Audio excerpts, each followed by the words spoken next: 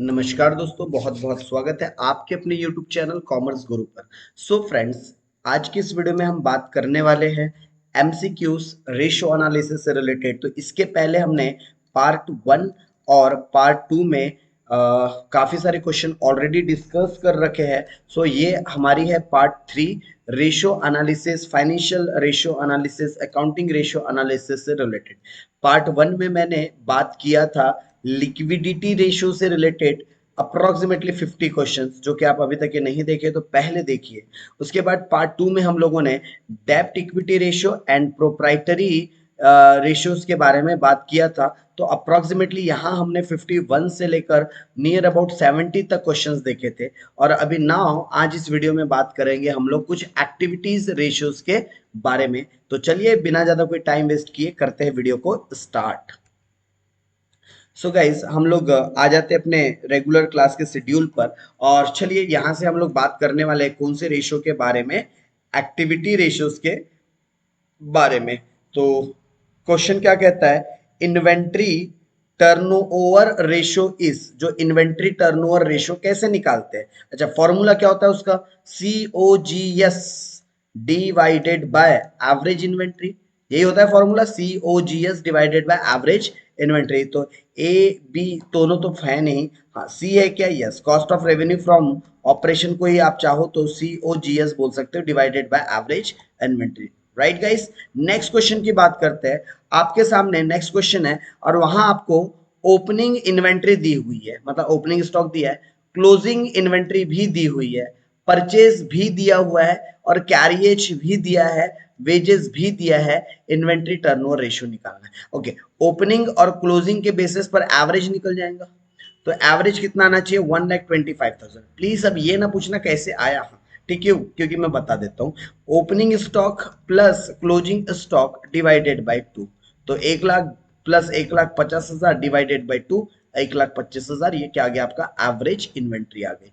Right, और COGS निकालना है। तो COGS कैसे निकलेगा, opening stock plus purchase plus जितने भी डायरेक्ट एक्सपेंसेस है सब ऐड, और माइनस कर देंगे क्लोजिंग स्टॉक। तो आपको क्या पता चल जाएगा, आपका COGS। तो चलिए जल्दी जल्दी करें, 1,00,000 प्लस 6,00,000, तो टोटल कितनी हो जाएंगी, 7,00,000।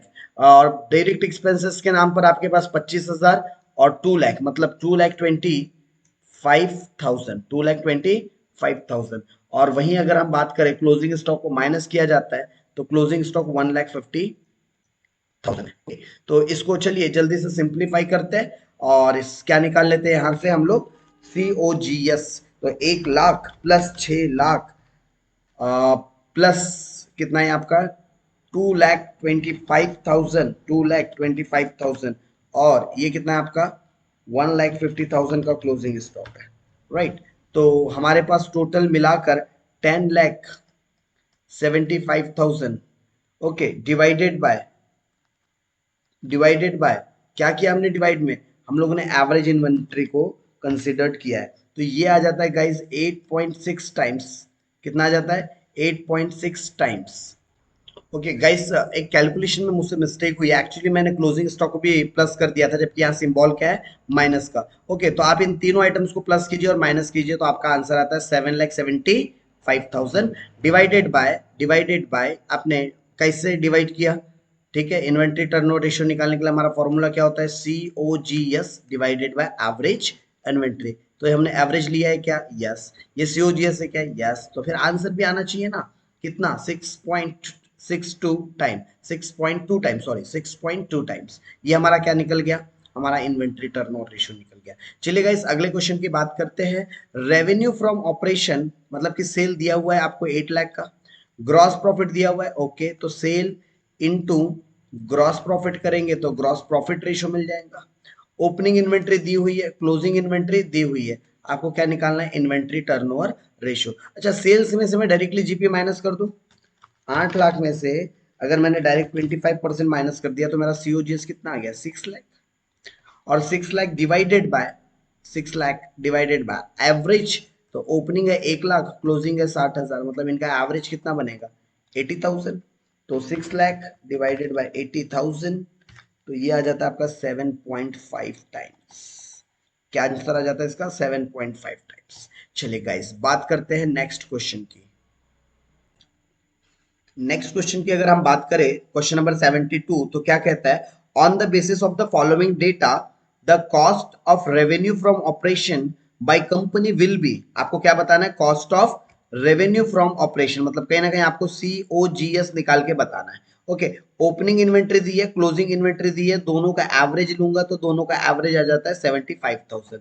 और आपको टर्नओवर रेशियो दिया हुआ है, मतलब आपको 6 टाइम टर्नओवर रेशियो की वैल्यू दी है, वो इसको इधर अगर ट्रांसफर कर दूं तो 75,000 इंटू 6, तो ये आ जाता है आपका वैल्यू इसका 4,50,000 rupees. Right guys, next question की बात करते हैं। तो नेक्स्ट क्वेश्चन है आपकी स्क्रीन पर, opening inventory of a firm is, opening inventory दी है, cost of revenue from operation मतलब COGS दिया हुआ है, इन्वेंट्री टर्नओवर रेशियो भी दिया है, क्लोजिंग इन्वेंट्री निकालना है। ओके, सो मेरा फॉर्मूला क्या होता है? तो मेरा फॉर्मूला होता है COGS divided by average inventory, divided by average inventory into into यहाँ पर आ गया आपका 5 टाइम्स। ओके, तो मुझे यहाँ पर एवरेज अगर इन्वेंट्री कैसे भी पता चल जाए तो मेरे लिए आसान हो जाएगा और कैलकुलेशन।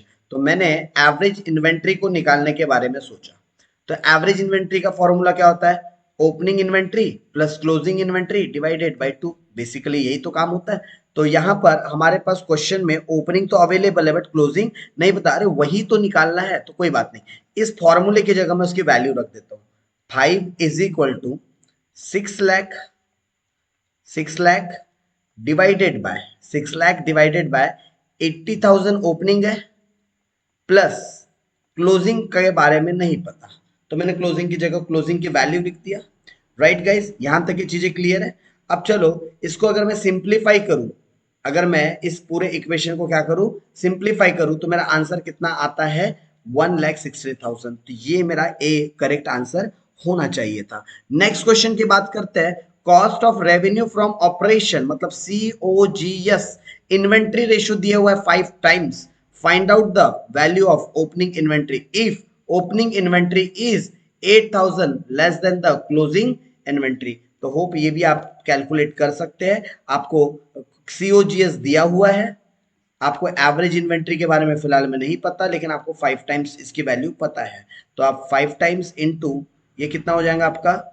6 लाख डिवाइडेड बाय क्या आ जाता है? एवरेज। तो एवरेज तो शायद आप निकाल सकते हो, लेकिन यहाँ आपको ओपनिंग दिया है बट क्लोजिंग दिया नहीं। अच्छा, ओपनिंग भी डायरेक्टली नहीं दिया है, क्या बोला है? Opening inventory is 8,000 less than the closing. तो जो भी क्लोजिंग होगा उसके कंपैरेटिवली ये 8,000 कम ही होना चाहिए। ओके, तो लेट अज्यूम मेरा ओपनिंग x है, तो फिर मेरा दूसरा कितना होना चाहिए? x माइनस 8,000 और डिवाइडेड बाय, बताइए, डिवाइडेड बाय, मैं एवरेज निकाल रहा हूँ ना, तो डिवाइडेड बाय क्या आना चाहिए? 2। ये ओपनिंग को डिनोट कर रहा है, ये क्लोजिंग को डिनोट कर रहा है। चलिए, तो यहाँ से आप इस इक्वेशन को गाइस सिंप्लीफाई कीजिएगा और आपका आंसर आना चाहिए यहाँ पर 1,16,000 का। राइट, बाकी के क्वेश्चन हम बात करेंगे आगे नेक्स्ट इसमें। तब तक के लिए टाटा, बाय बाय।